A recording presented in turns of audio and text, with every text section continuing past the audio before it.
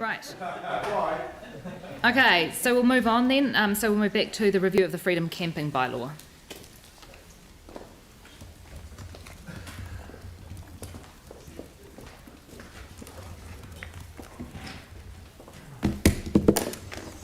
Welcome, thanks for coming in today. It doesn't seem very long since we've talked about the freedom camping bylaw, but it is time to do it again. So if you could give us a brief overview of exactly why we're having to do this now and what the next steps are, that would be great. Thank you. Sure.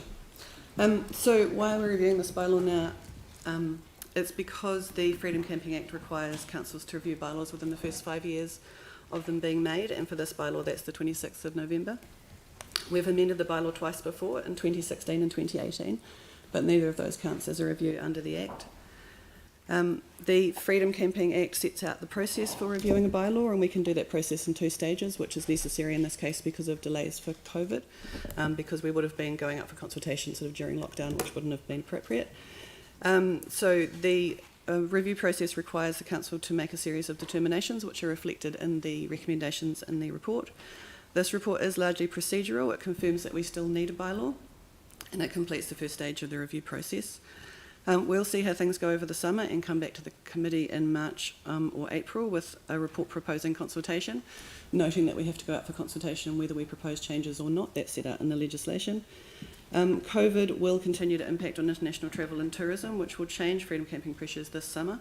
We'll use the next few months to understand whether these changes impact on how we regulate freedom camping.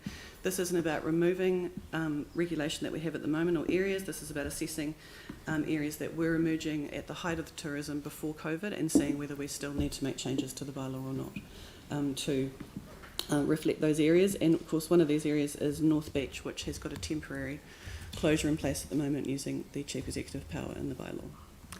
Thank you very much. And there has been some concerns raised about the use of data from the coming summer when there isn't a huge amount of international tourism, for example, to base any future decisions on with the bylaw.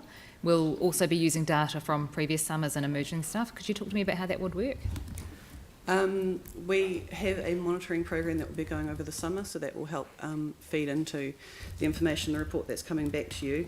When we do a bylaw review, we look at every single area in the bylaw, so we'll always look at those anyway, and we'll use the data on complaints and other information from the 5 years that the bylaw has been in place, and weave that in with some information from this current summer and come back with recommendations, which will then go out for consultation. That's great, thank you. Tim? Yeah, because I mean, as the chair said, this year's going to be, or this summer's going to be skewed without question. I guess one thing that perhaps might be of assistance is if there we could have the trends of tourism for the last 5 years from C and Z, because logic would say that if tourism was going up, then the issue would be going up. Because I don't think there's, I mean, it's a good time if it's not busy to look at, say, the infrastructure that's required because there's little pressure on it.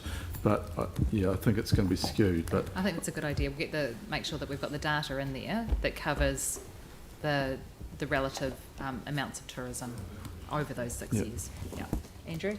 Thank you. I've got a couple of questions. The first of which relates to the North Beach situation.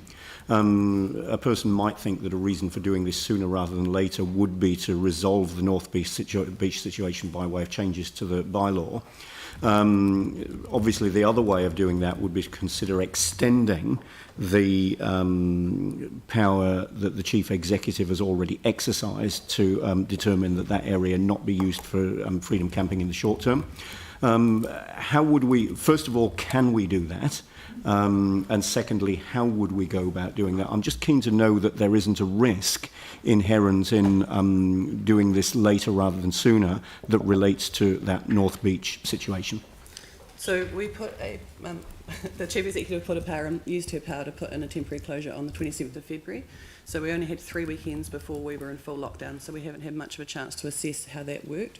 We put that closure in place at weekends during the surf life saving season because that's when that car park is very busy and when there was a lot of competition for car parking, which was the issue there around public access. That comes in again this weekend, so it runs from Labour weekend until the end of the year, so that's when the surf life-saving season starts. So what we will do in the meantime, we had put that in place until the end of the year because we had intended to have the entire bylaw process finished before then, but because of COVID that hasn't been possible. So we will be looking at what happens there over the next few weeks, and we'll make a decision probably at the beginning of December about whether we recommend that the Chief Executive continue that temporary closure until the bylaw review process is complete.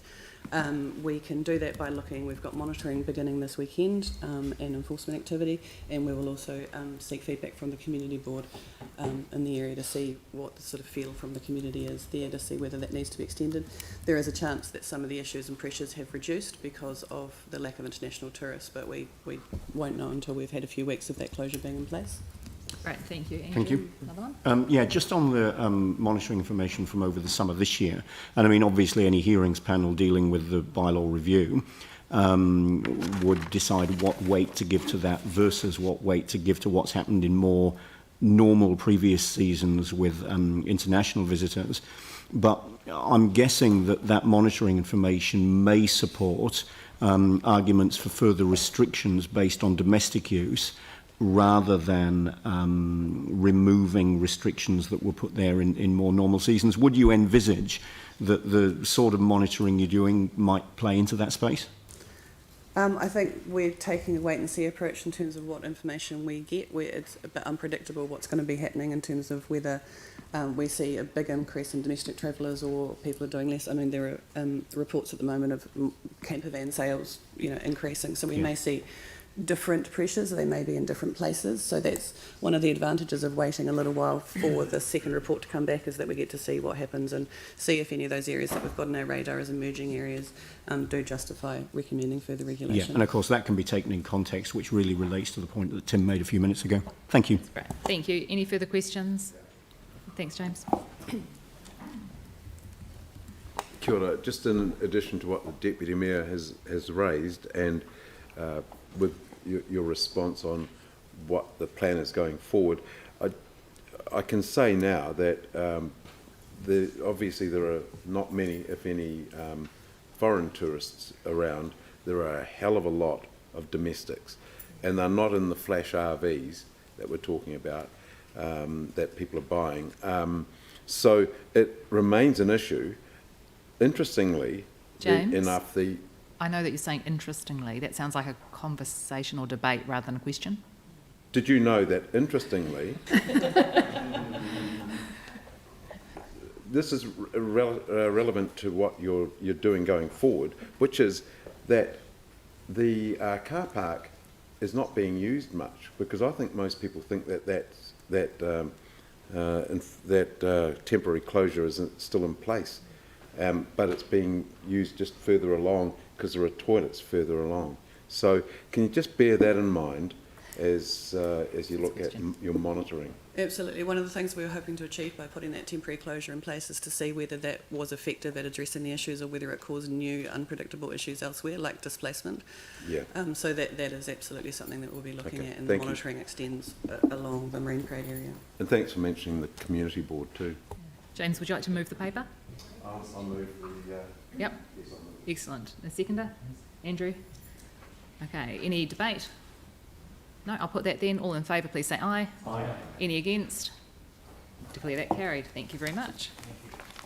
Okay,